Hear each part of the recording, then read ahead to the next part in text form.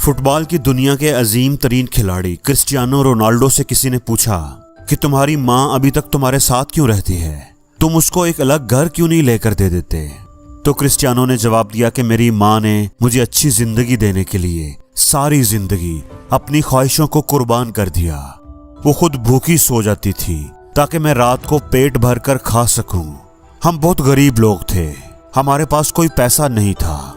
वो हफ्ते में 7 दिन नौकरी करती थी और शाम को नौकरी के बाद सेकंड शिफ्ट में सफाई का काम करती थी ताकि मुझे फुटबॉल और दीगर सामान खरीद कर दे सके, ताकि मैं एक अच्छा खिलाड़ी बन सकूं, अपनी जिंदगी में कामयाब हो सकूं। और मेरी हर कामयाबी उसी की वजह से है।